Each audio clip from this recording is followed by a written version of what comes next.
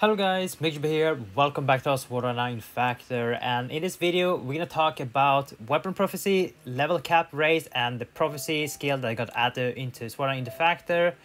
Yes, I know it is kind of late because this update was added on the 23rd of April, and today it is the 29th of June, so 2 months later on. I don't know why, I totally forgot about this update. I know I want to make a video about it, talk a little bit of the new prophecy skill that got added.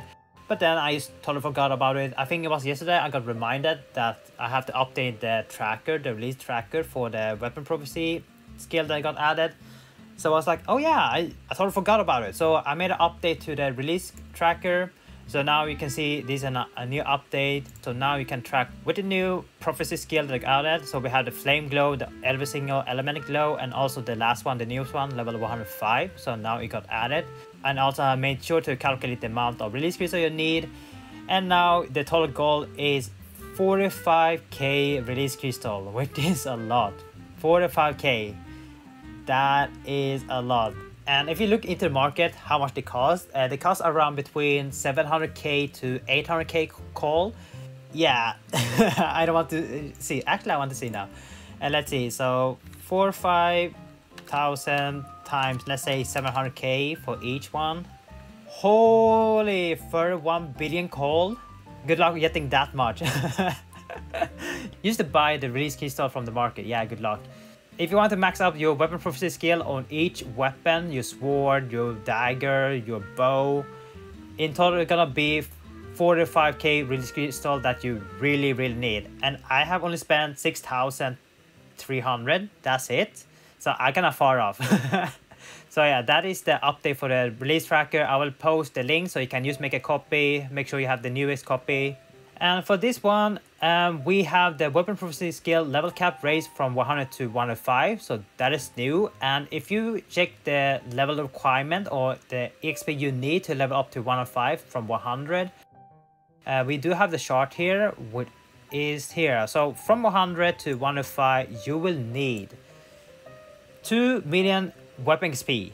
Yes, 2 million weapon XP, which is equal to 2020 martial art books. And if you want to buy the books, each bulk 100 of them cost around 5 million. So if you want to max out one weapon, it's gonna cost you around 100 million coal to max out one weapon. And we have 8 weapon skills: sword, rapier, dagger, mace. Then we have spear, we have axe, bow, then shield. That is 16 books, 16k books to max out from 100 to 105. That is a lot. And now for the prophecy skill that got added, we have 7 new for each weapon. So you have the element, flame, aqua, wind, earth, shine, dark, and then the last one, level 105 prophecy skill, which each weapon have their different own unique skill effect. Sword had the adversity guard, and then we have rapier with the vulnerability strike. And then for shield, it doesn't have new one. It only got added one, which is powerful slash. Damage plus 10% to enemy weak to slash when equipping a shield, which is benefiting for those that are using sword and dagger. I don't know why they can just make it like good for rapier or mace as well. That would be nice. This gonna boost the slash element damage for sword and dagger, so they're gonna deal even more damage. And for the powerful slash, you see that you kind of need level 85 level on your shield, and also physical encouragement to level 5 to unlock this one. So this one can be really good if you want to maximize your damage on your sword and dagger. And if you look into the elements that got added to each weapon, flame glow, aqua glow, wind glow, etc. Attack plus 10% when attacking with wind element and equipping axe. This is, I would say, it's good, but at the same time, I think that you can really skip. If you're building a non-element build, then you don't really need to focus on level this, because this is mainly focused on the specific element. Let's say you have a wind set for axe, then it is more worth to level up with the wind glow, so you can maximize it, the 10% increase that.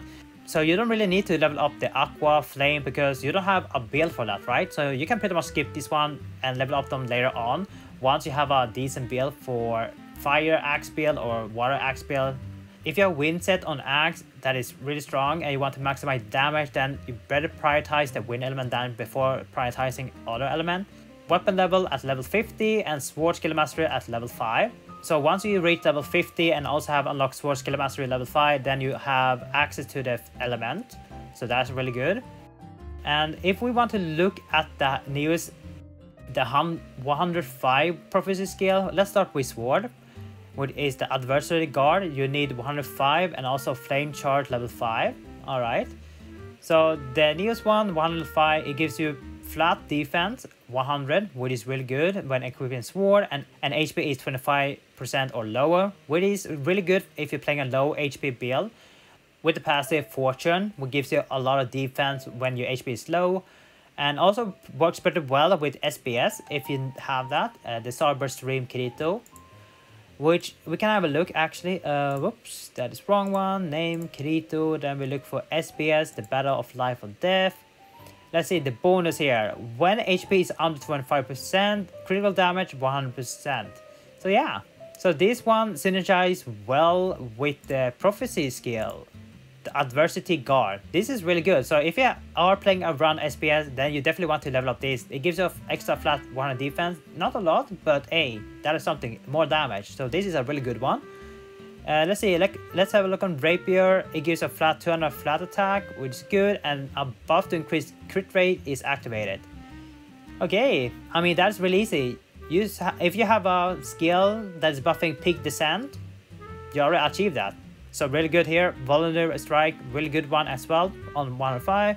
On Mace, we have another flat attack against enemy with Mark, and also equipping a Mace skill. This one is also really good. Engrave hit. Perfect for Mace DPS. Good. For Dagger, we have Bloody Assault. 50% attack to enemy with Slaughter Cement. Bleed when equipping a Dagger. That is also really nice. Pretty good for GOG or any endgame boss that you can apply the Bleed. Pretty good. Powerful attack. 10% attack. X your own remaining HP percent when equipping an axe skill. Okay, that is also really good. Spear, we have...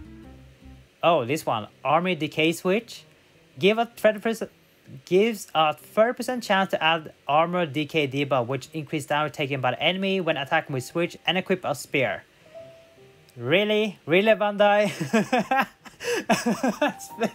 Oh my god, Spear getting shafted, man. Okay, just look at it. Axe getting more attack percent. Dagger getting also more attack percent. Mace and Rapier getting flat attack, sword getting defense, and then you just look at Spear. What do they get? They just get a debuff.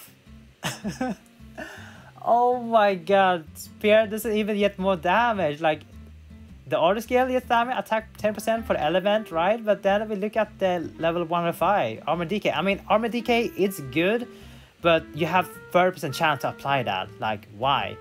It's better to use a skill. It's much better to use a skill.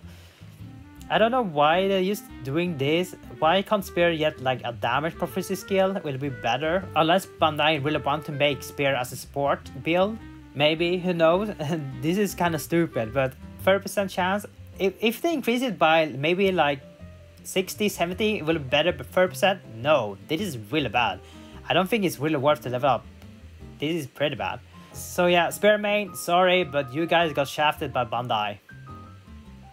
Then we have Bow, which has more attack percent the lower HP have when equipping Bow. Really good. So all the weapon got a really good prophecy skill added, except for Spear. I mean, Armor Decay, it's good, but who cares? If you have Stigma, it's much better, I would say. Yeah, who cares about that?